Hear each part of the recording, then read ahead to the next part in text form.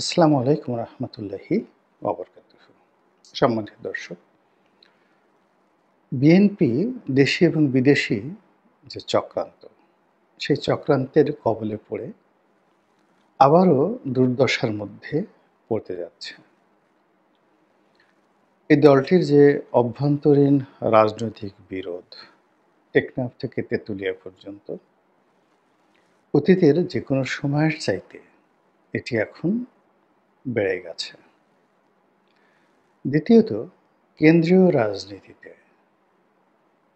গত সেই ৫-৬ বছর ধরে একচেটিয়াভাবে জনাব তারেক রহমান সাহেব যেভাবে সিদ্ধান্ত নিতেন এবং দলের সিনিয়র যারা নেতৃবৃন্দ রয়েছেন, তারা যেভাবে অবলীলায় তার সকল সিদ্ধান্ত মেনে নিতেন এবং তরুণ তুর্কিরা যারা জনাব তারেক রহমান সাহেবের সঙ্গে ঘনিষ্ঠ, তাদের যে একটা আ যাকে বলা হয় দাপট ছিল, ঠিক বেগম জিয়ার মুক্তির পর, তার মুভমেন্ট বেড়ে যাওয়ার পর এবং তিনি বিদেশে যাচ্ছেন, তারপর বিভিন্ন অনুষ্ঠানে অংশগ্রহণ করছেন। এই জিনিসগুলোতে দলের যারা প্রবীণ, সেই প্রবীণ যারা লোকজন, তাদের মধ্যে এক ধরনের আ আত্মবিশ্বাস, এক ধরনের উচ্ছলতা দেখা যাচ্ছে, যা কিনা বলতে গেলে দলের তরুণ তুর্কিদের যে নেতৃত্ব, সেই নেতৃত্বটিকে কিছুটা হলেও ভারসাম্যহীন করে ফেলেছে। দ্বিতীয়ত, বাংলাদেশের যে রাজনীতিকে এই মুহূর্তে যারা হর্তাকর্তা, সেটা ডক্টর ইউনূস বলেন, সেনা প্রধান বলেন, কিংবা অন্য সিভিল সোসাইটির যে সমস্ত লোকজন বলেন, তারা মোরলেস সবাই এই দলের যারা সিনিয়র নেতৃবৃন্দ রয়েছেন, তাদের সঙ্গে সম্পর্ক রাখতে, তাদের সঙ্গে নেগোশিয়েশন করতে এবং তাদের সঙ্গে কথা বলতে স্বাচ্ছন্দ্য বোধ করেন। ফলে যারা দীর্ঘদিন ধরে, সেই গত ৫-৬ বছর ধরে দেশের ভবিষ্যৎ প্রধানমন্ত্রী জনাব তারেক রহমান সাহেব, বিএনপির কাণ্ডারি কিংবা বিএনপির একমাত্র অবিসংবাদিত নেতা হিসেবে যেভাবে লাইমলাইট এবং হাইলাইটে তাকে আনা হয়েছিল, সেই জায়গাটি বেগম জিয়ার উপস্থিতির কারণে কেমন যেন এলোমেলো হয়ে গেছে। দ্বিতীয়ত হলো যে এই জুলাই আগস্ট বিপ্লবের পর অনেকেই আশা করেছিলেন জনাব তারেক রহমান এখানে আসবেন, বীরত্বের সঙ্গে তিনি মোকাবেলা করবেন এবং তার মা যেভাবে সাহস এবং শক্তি দেখিয়েছেন, তিনিও ঠিক সেম জিনিসগুলো দেখাবেন। কিন্তু সেটি তিনি কেন করেননি, কেন আসেননি, এই বিষয়গুলো নিয়ে বহুজনে বহু প্রশ্ন। কিন্তু যেহেতু অনেকে ধরেই নিয়েছেন যে আগামীতে যে নির্বাচন হবে, সেই নির্বাচনে বিএনপি ক্ষমতায় আসবেন এবং বিএনপি ক্ষমতায় আসলে তারেক রহমান সাহেব যে কোনো ফর্মেই থাকুক না কেন, তিনি প্রধানমন্ত্রী হবেন অথবা ডি ফ্যাক্টো প্রধানমন্ত্রী হবেন।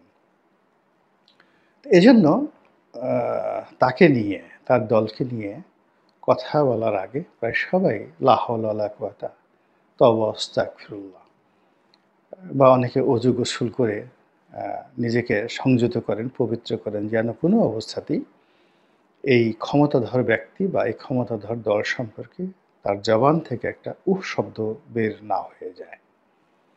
তো এর ফলে কি হলো, এই দল নিয়ে কেউ আলোচনা করছেন না। জামাত নিয়ে আলোচনা করছেন অনেকে, জামাতের সমালোচনা করছে, কিন্তু বিএনপিকে নিয়ে গত ৩ মাসে আমাদের দেশের কেউ, একেবারে কট্টরপন্থী আওয়ামী লীগ যারা আছেন, তারাও কিন্তু কোনো কথাবার্তা বলছেন না। আর এই কথাবার্তা না বলার কারণে কি হলো, এই দলের অনেকগুলো সমস্যা লোকচক্ষুর অন্তরালে এই দলকেই গ্রাস করে ফেলেছে। এই দলের এমন কোনো এমন অনেকগুলো সম্ভাবনা, সেটি দেশে এবং দেশের বাইরে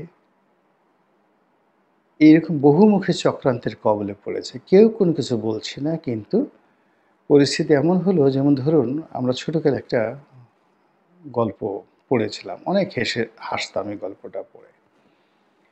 তো পাশাপাশি ২ জন লোকের মধ্যে ঝগড়াঝাটি হচ্ছে।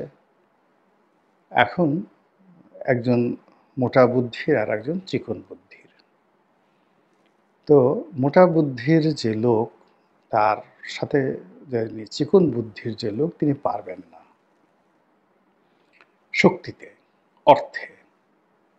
তো তিনি আ তার সঙ্গে ওইভাবে হম্বিতম্বি না করতে পারেন। তিনি তাকে অর্থনৈতিকভাবে পঙ্গু করার জন্য তিনি তার যে সম্ভাবনাময়, সবচেয়ে সম্ভাবনাময় তার একটা শস্যক্ষেত্র ছিল।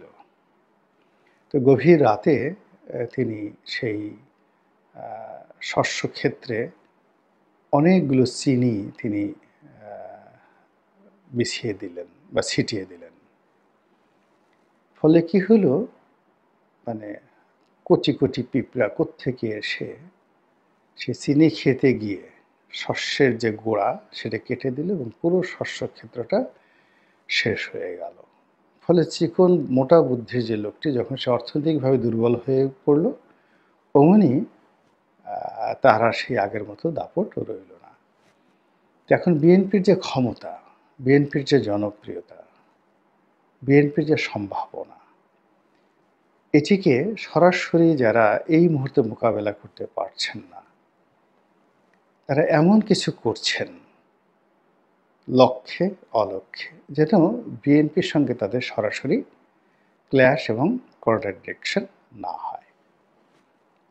তো এই কাজগুলো ভারত করছে, এই কাজগুলো আমেরিকা করছে, এই কাজগুলো ইউরোপীয় ইউনিয়ন করছে, এই কাজগুলো আওয়ামী লীগ করছে, এই কাজগুলো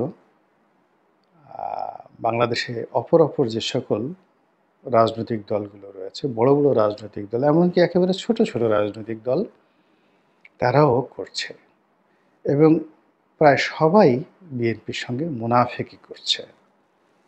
সামনে সামনে খুব মিষ্টি কথা বলছে। একমাত্র সম্ভবত জামাতের আমির, তিনিই প্রথম বেফাঁস একটি মন্তব্য করে ফেলেছিলেন, যেটা হলো যে, এক জালেম গেছে আরেক জালেমকে আমরা আহ্বান করব না। তো এই একটা কথাই, তারপর তিনি আবার সেটাকে কাটিয়ে ওঠার জন্য অনেক চেষ্টা করেছেন। এছাড়া প্রায় সবাই দুনিয়ার সব কিছু নিয়ে কথা বলছে, গালাগাল দিচ্ছে, কথাবার্তা বলছে, এমনকি আত্মসমালোচনা করছে। কিন্তু বিএনপি নিয়ে, তারেক রহমান সাহেবকে নিয়ে, বেগম জিয়াকে নিয়ে কেউ কোনো টুঁ শব্দ করছেন না। কোনো সমালোচনা নাই, কিচ্ছু নাই। প্রশংসাও নাই, সমালোচনা নাই। একেবারে নীরব। এবং যখন শূন্যতা থাকে, ওখানে কতগুলো মারাত্মক প্রতিক্রিয়া হয়, যেখানেই শূন্যতা রয়েছে। সেটা বাতাসের শূন্যতা হোক, পানির শূন্যতা হোক, রক্ত শূন্যতা হোক। এখন এই বিএনপি নামক যে রাজনৈতিক দলটি, এটির যে বেড়ে ওঠা, এটির অস্তিত্ব, এটির টিকে থাকা, সবকিছু নির্ভর করে রাজনৈতিক প্রতিপক্ষ এবং প্রতিযোগিতার উপর। তো এই মুহূর্তে যদি বিএনপি সেই প্রতিযোগিতাহীন হয়ে পড়ে এবং তার কোনো শত্রু না থাকে, রাজনৈতিক শত্রু না থাকে, তার কোনো অনিশ্চয়তা না থাকে, তাহলে তার অবস্থা হবে একটা আরবীয় ঘোড়া প্রচণ্ড মরুভূমির মধ্যে ছুটে বেরিয়ে সে তার মালিককে কাঙ্ক্ষিত মাকামে নিয়ে যাওয়ার ক্ষেত্রে তার যে দুর্ধর্ষ ট্র্যাক রেকর্ড রয়েছে, সেই ঘোড়াটিকে যখন আপনি কেবলই খাওয়াবেন, দাওয়াবেন, প্রশংসা করবেন, তেল মাখবেন, কিন্তু দৌড় দিতে দেবেন না, ওর সঙ্গে ২ দিন পরে আর ভেড়ার মধ্যে কোনো ডিফারেন্স থাকবে না। আওয়ামী লীগের কিন্তু যে পতন হয়েছে, সেটা হলো সে তার সকল প্রতিদ্বন্দ্বী, সকল সমালোচনা এবং অযোগ্য লোকদের সঙ্গে তার খুব উঠা বসা। মানে নিজের দলের মধ্যে অনেক ভালো, ভালো যোগ্যতম লোককে বাদ দিয়ে সে দেখা গেল যে দিলীপ বড়ুয়াকে তার মন্ত্রী বানাতে হবে। তোফায়েল আহমেদকে বাদ দিয়ে দিলীপ বড়ুয়াকে তার মন্ত্রী বানাতে হবে। আমির হোসেন আমকে বাদ দিয়ে, সুরঞ্জিত সেনগুপ্তকে বাদ দিয়ে, মতিয়া চৌধুরীকে বাদ দিয়ে তাকে মন্ত্রী বানাতে হবে কাকে? জনাব জি.এম. কাদেরকে। মন্ত্রী বানাতে হবে কাকে? হাসানুল হক ইনু সাহেবকে, রাশেদ খান মেনন সাহেবকে, জাতীয় পার্টির আনিসুল ইসলাম মাহমুদ সাহেবকে। তো এই যে বিভিন্ন মানুষদেরকে সে আমি হাসাতে পারি, আমি কাঁদাতে পারি, আমি জাপান থেকে শিখে আসছি তুমকো মারামারি, একটা বিখ্যাত সিনেমা তাসের ঘর, বাংলা সিনেমা। এবং এখানে এরকম একটা টেলিসামাদ, এখানে খুব কৌতুক অভিনেতা ছিলেন, তো তিনি এরকম একটা গান গেয়েছিলেন, আমি হাসাতে পারি, কাঁদাতে পারি, আমি জাপান থেকে শিখে এসেছি তুমকো মারামারি। এই গানটা গেয়ে সে তার প্রেমিকাকে সে প্রেম নিবেদন করছেন। এখন আমাদের যারা রাজনৈতিক কর্তা ব্যক্তি, তাদের মধ্যে ওই একটা প্রবৃত্তি এসে যায় যে আমি কাউকে হাসাতে পারি, আমি কাউকে কাঁদাতে পারি, আমি এমন মারামারি করতে শিখে এসেছি, এই মারামারি আমার সামনে কেউ দাঁড়াতে পারবে না। তো এই প্রবৃত্তি থেকেই কিন্তু কেউ বিএনপিকে নিয়ে সমালোচনা করছে না। আর সেই সমালোচনা না করার কারণে প্রতিটি জনপদে বিএনপির সঙ্গে বিএনপির দ্বন্দ্ব শুরু হয়েছে, বিএনপির সঙ্গে বিএনপির সংঘাত। আর এর ফলে যে সমালোচনা হচ্ছে এবং যে ঘটনাগুলো ঘটছে, ভোটের রাজনীতিতে নেতিবাচক প্রতিক্রিয়া তৈরি হচ্ছে।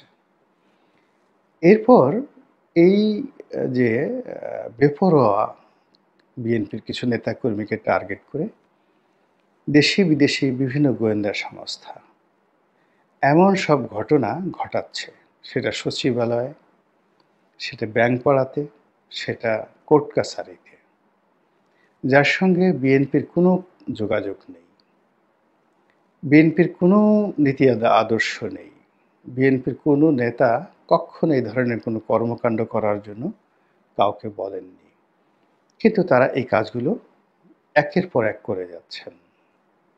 যেমন ধরুন সাবের হোসেন চৌধুরী সাহেবকে কিল ঘুষি মারা হলো, লাথি মারা হলো, ডিম মারা হলো, কিংবা ধরুন হাইকোর্টের একজন বিচারপতিকে ডিম মারা হলো। এরকম অসংখ্য ঘটনা। বা শাহবাগে হিন্দুদের বা ইসকনের একটা গ্যাদারিং ছিল, সেই গ্যাদারিংটা যুবদল এবং ছাত্রদলের ছেলেরা গিয়ে সেটাকে ক্লিয়ার করে দিল এবং তারা দেখাতে চাইলো যে এরকম বড় কোনো জিনিস করার ক্ষমতা এখন ছাত্রদল এবং যুবদল ছাড়া অন্য কারোরই নেই। এখন এই ঘটনার সঙ্গে দলের কেন্দ্রীয় কমান্ডের কতটা যোগাযোগ ছিল আমি বলতে পারবো না, কিন্তু বিএনপির সম্পর্কে ভারতের যে একটা গ্রিন সিগন্যাল, সেই গ্রিন সিগন্যালটি এই জায়গাটাতে স্টপ হয়ে গেল। এরপর কোর্ট কাছারিতে যে ঘটনাগুলো ঘটেছে, এটা পুরো আন্তর্জাতিক অঙ্গনে, দেশীয় মিডিয়াতে, আন্তর্জাতিক মিডিয়াতে, কূটনীতি পাড়ায় একই কথা। এখনো ক্ষমতা লাভ করেনি, এখনও নির্বাচনে জয়লাভ করেনি, এখনই যদি এই অবস্থা হয় তাহলে ক্ষমতায় গেলে তারা না জানি কি করবে। কাজেই যেই লাউ সেই কদু তো নয়, লাউয়ের পরিবর্তে এখন দেখা যাচ্ছে কচু চলে আসছে, কচুর পরিবর্তে আরও কিছু চলে আসছে। তো এইরকম যে কথাবার্তাগুলো হচ্ছে, এই কথাগুলো যে বিএনপির কেন্দ্রীয় কমান্ড তাদেরকে যে পৌঁছে দেবে, এইরকম কোনো অবস্থা দেখা যাচ্ছে না। বিএনপির মধ্যে ভদ্রলোক হিসেবে পরিচিত, বিএনপির স্পোকম্যান হিসেবে যিনি পরিচিত, জনাব মির্জা ফখরুল ইসলাম আলমগীর সাহেব অনেক বাস্তবসম্মত কথা বলার চেষ্টা করছেন, কিন্তু দলের ভিতরে এবং বাইরে তাকে নিয়ে তুমুল সমালোচনা হচ্ছে যে তিনি কেন এই কথাগুলো বলছেন। কিন্তু তিনি তো এই বিএনপি নামক দলটির হাল ধরে আছেন দীর্ঘদিন ধরে, তার জীবন, তার যৌবন পুরোটাই শেষ হয়ে গেছে আওয়ামী লীগ জমানাতে।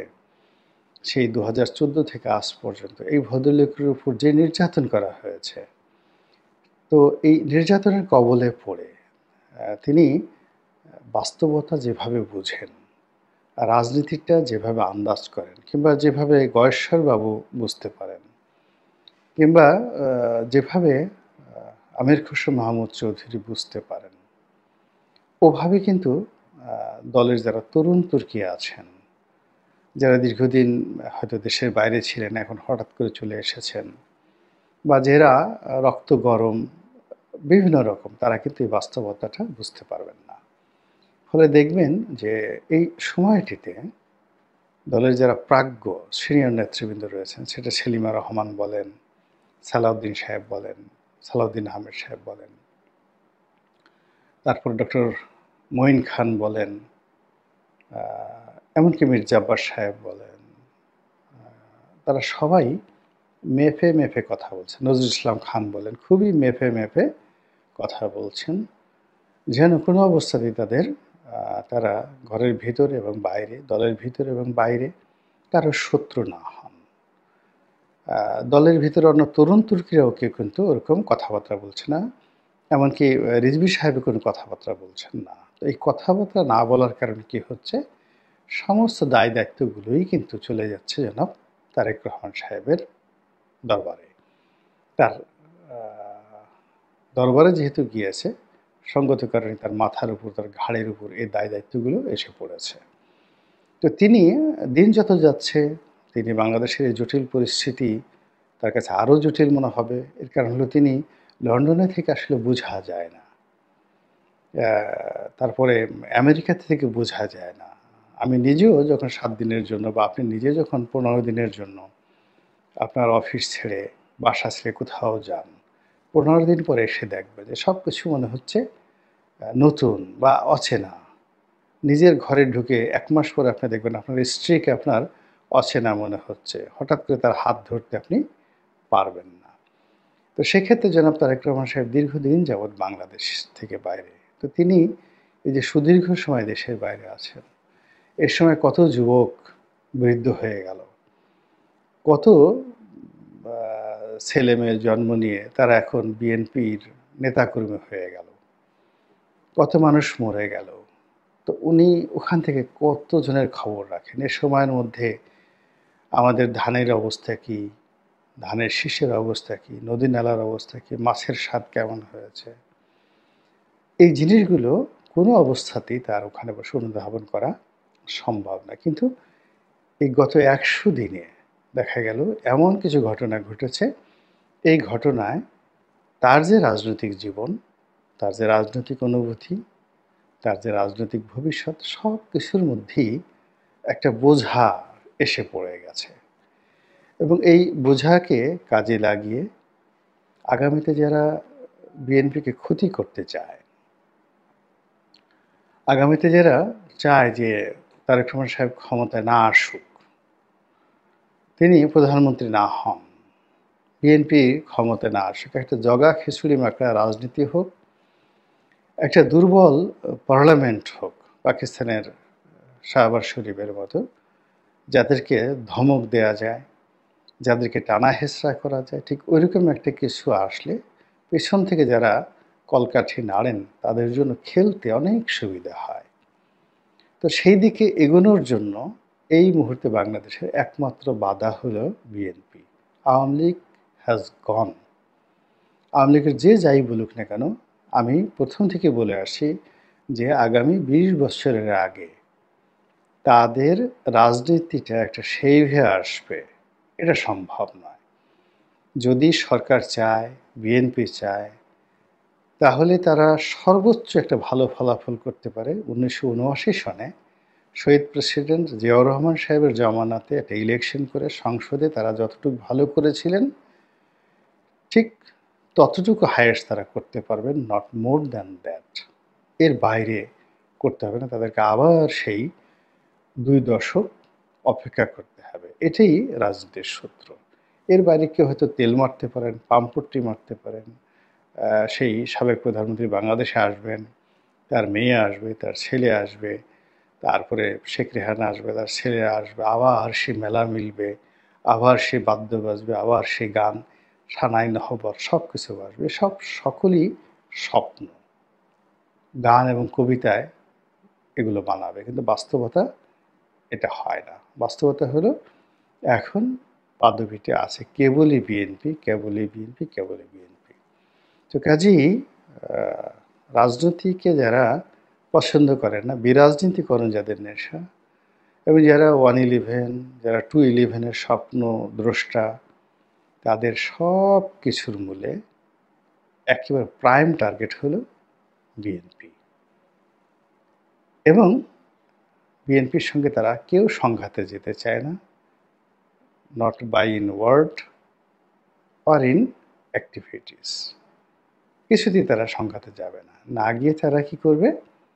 শুধুমাত্র কূটচাল চালবে, চাণক্য নীতি। আর সেই চাণক্য নীতির কবলে পড়ে গত ১০০ দিনে বিএনপি যে কত বড় ক্ষয়ক্ষতি হয়ে গেছে, এটা বোধহয় বিএনপি যারা শীর্ষ নেতৃবৃন্দ রয়েছেন তাদের এটার হিসাব মেলানোটা এই মুহূর্তে জরুরি হয়ে পড়েছে। ক্ষমতায় যাওয়ার জন্য নয়, নিজেদের অস্তিত্ব রক্ষার জন্য। আল্লাহ আমাদের সবাইকে হেদায়েত দান করুন এবং হেফাজত করুন। আসসালামু আলাইকুম ওয়া রাহমাতুল্লাহ।